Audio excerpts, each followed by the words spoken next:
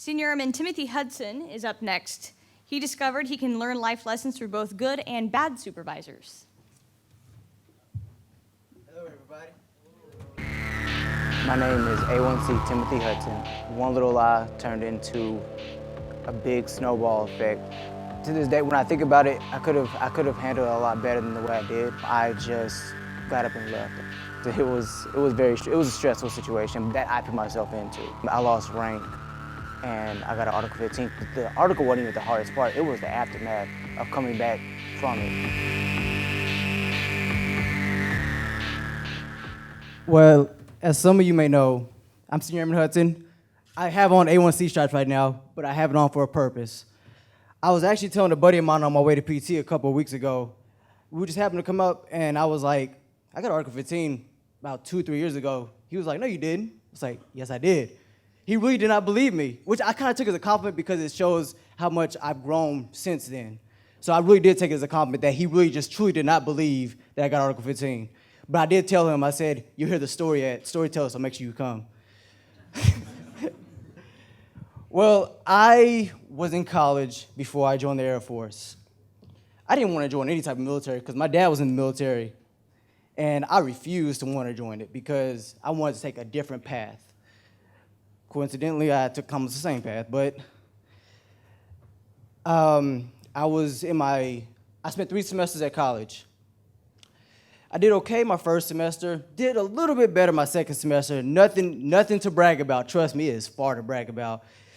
It was that last semester that truly hit me when I realized I'm not disciplined enough to be in college. I'll be frank and honest with everybody here. I failed every class my last semester of college, 5 classes. Walked out of there with a 1.2 GPA. Who would be proud of that? I sure wasn't. And I never forget calling my dad to tell him, Dad, I'm going to fail every class, but I have a plan. He said, what is it?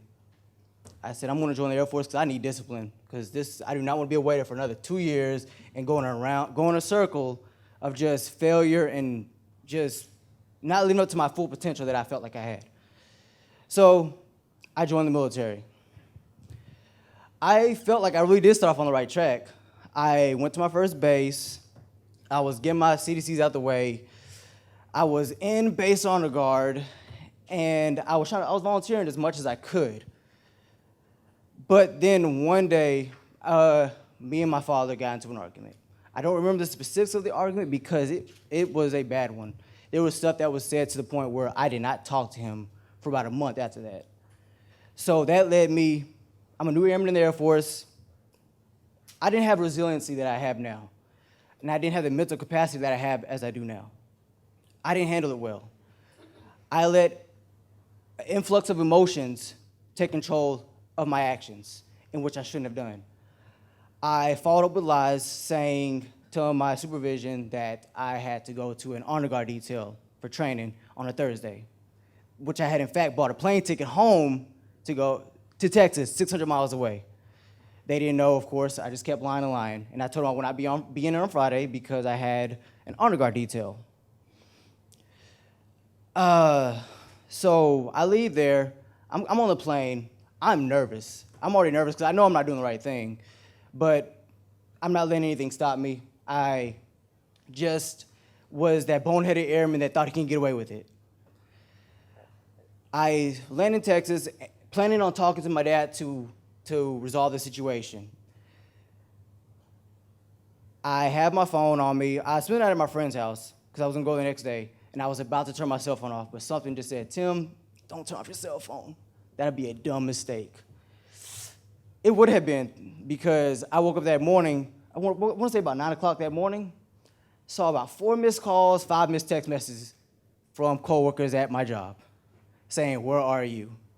Oh, that's when the lies started rolling in on me. I was like, I didn't even think, they probably already know where I'm at. Didn't think that I was going to continue lying to try to get away with it. So they called me and said, Hudson, where are you at? I said, I'm on an honor guard detail heading to somewhere that was 3 hours away.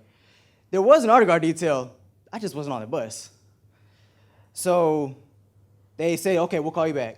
Of course, they called the person that was the head of the detail, find out I wasn't on there, of course, And they called me back, and my section chief immediately said, I don't care where you are, but you need to get your butt back here, ASAP. I had plans to come back that Sunday, but best believe I did what I could to get on the plane, leaving out by 3 o'clock to be back in my first sergeant's office by 5 o'clock the next day.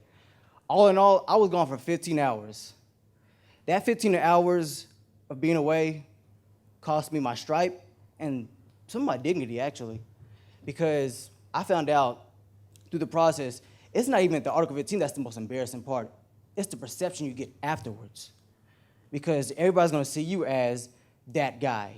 Because everybody knows. Because I'll never forget going through the process, I walked into the commander's office, and he gave me his statement.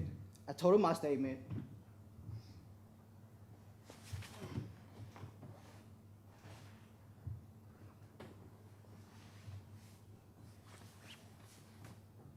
And I walked out as an airman. Almost back to square one. Now, as I've said, the punishment is not the hardest part. It's the perception. Why? Because you got to build yourself up from that. But to build yourself up from that, you need positive reinforcement. Was I getting that at the time? I can say I really wasn't, because after that, I was low. As low as you can almost go. I'm going to get to the point where I was as low as I can go.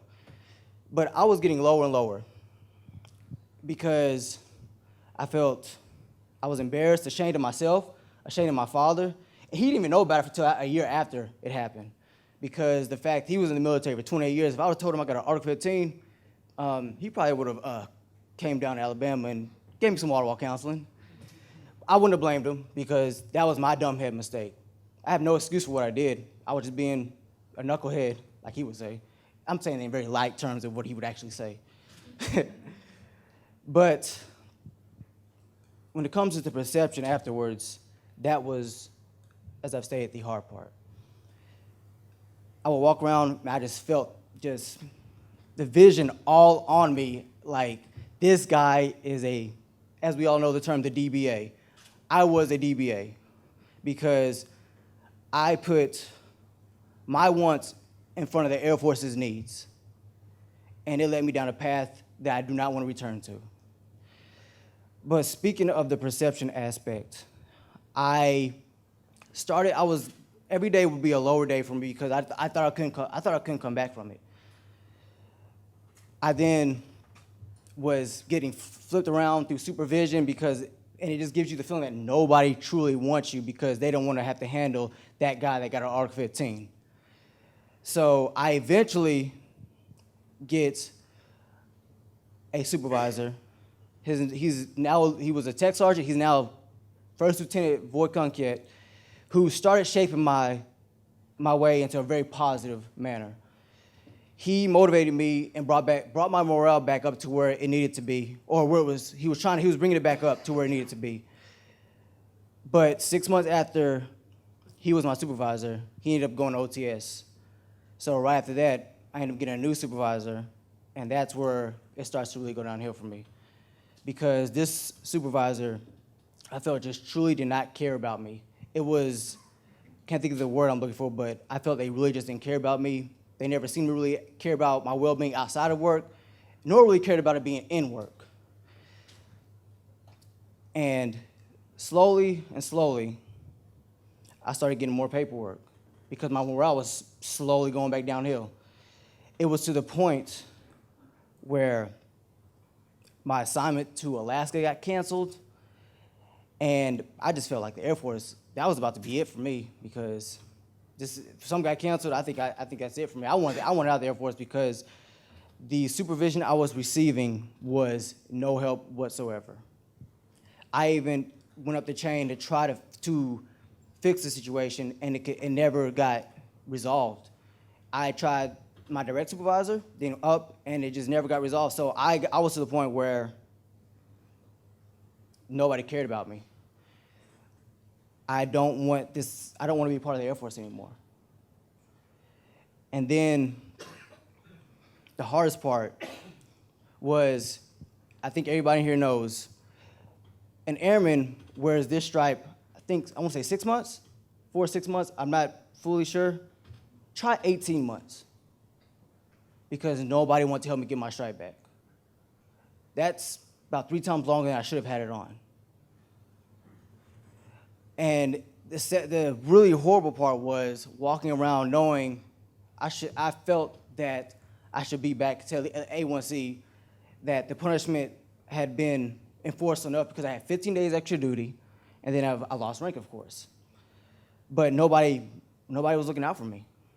And then I started going to the chaplain.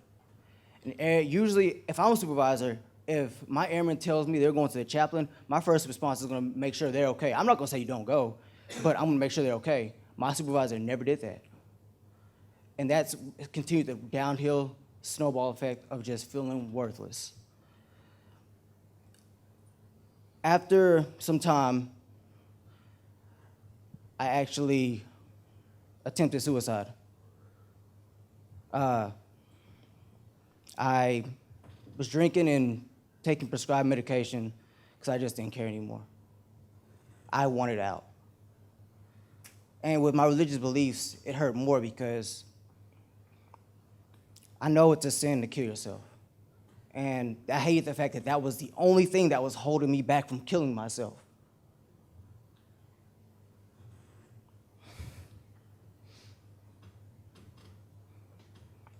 So I finally talked to somebody,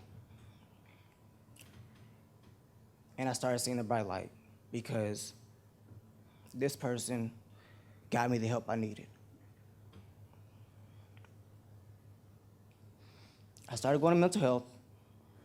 I started wanting to better myself. But I can honestly say that that one little thing I told that one person, it helped a whole lot because I probably wouldn't be alive right now if it wasn't for me telling them, because I just didn't care.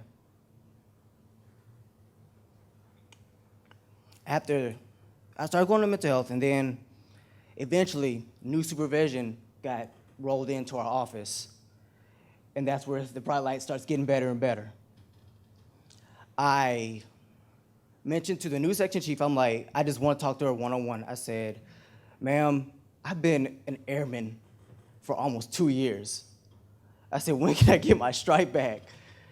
And I didn't say it in any rude way. It was just, I was wondering when will I be able to get it back? She said, well, let me see what I can do. A month later, I get called to the commander's office. Of course, y'all know I'm scared to go to the commander because every time when the last time I was in there, it didn't end so well. This time it ended a little bit better. He told me right where I was, said that you, Airman Hudson, are wearing the wrong rank. Effective immediately, you are an A1C. Sorry, I didn't put the leave back. So slowly, I did start feeling more appreciated and felt like people did care. Because supervision did start showing that they cared.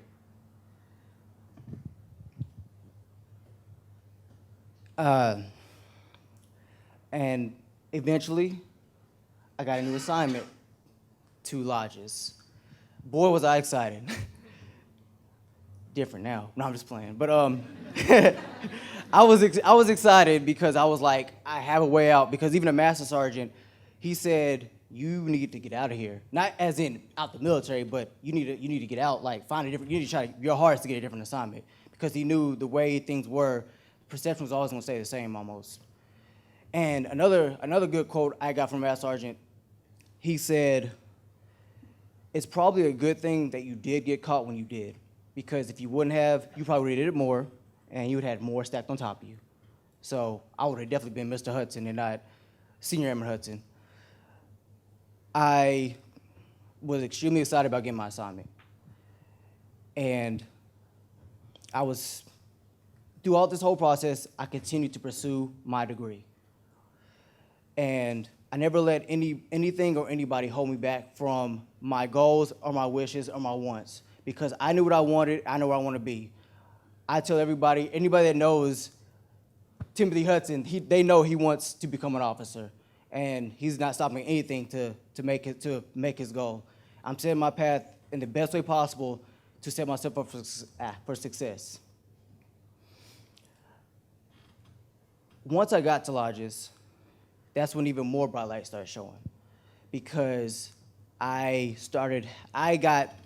received some of the best supervision I've ever received, hands down. My old supervisor, he left. His name was Tech Sergeant Reyes. He was a great supervisor. He showed that he cared. He would put his foot in you if he had to, but you would always know there's a reason behind everything. I had no reason to really question why he was doing things, because I knew he was trying to lead me in the right path. Some months later, after I got here, I finally finished my last class for my CCAF and earned it in November of last year. And it's funny because I'm really pursuing my degree, and I'm still motivated to continue school, in which I'm less than a year away from my psychology degree, because I didn't let anybody slow me down or deter me from my path that I want to go through. After some time here, I was wondering again. I was like, I was in for 4 years almost at the time. And I was like, when do I put on senior airman? Because I hear it's this day, but then I thought it was this day. And then I got an email saying, oh, Airman Hudson, you put on August 1st. I'm like, yay. That good old pay raise, you know? You know, my office, they still haven't, bought me my meal yet, but it's fine. But as you may know, I did put on senior airman. It's right here. It's a beautiful 3 stripes.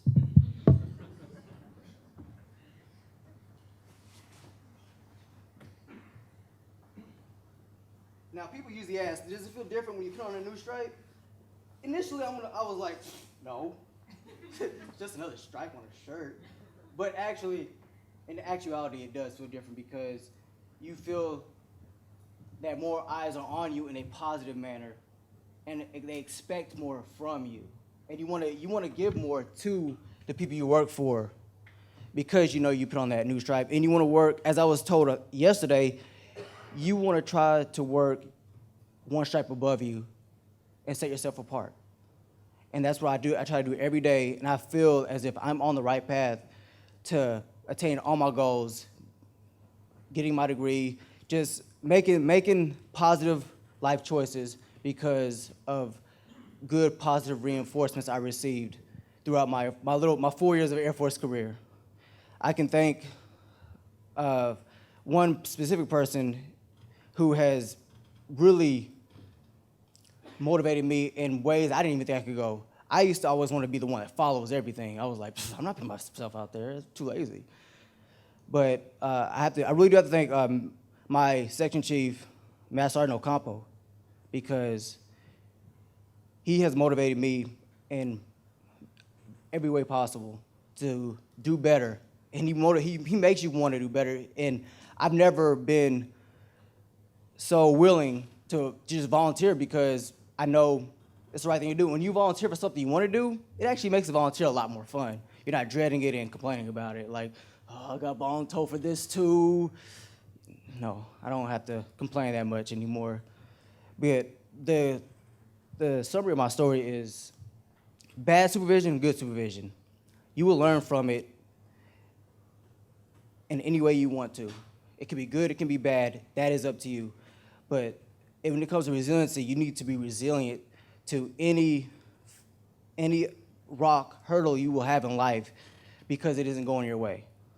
It's not always going to go your way. It didn't go my way when I lost my stripe, but it could have been worse. And that's the way I look at it. It could have been worse, but I was blessed enough to stay in the Air Force and make better of myself and make better decisions to continue my career. And that's my story.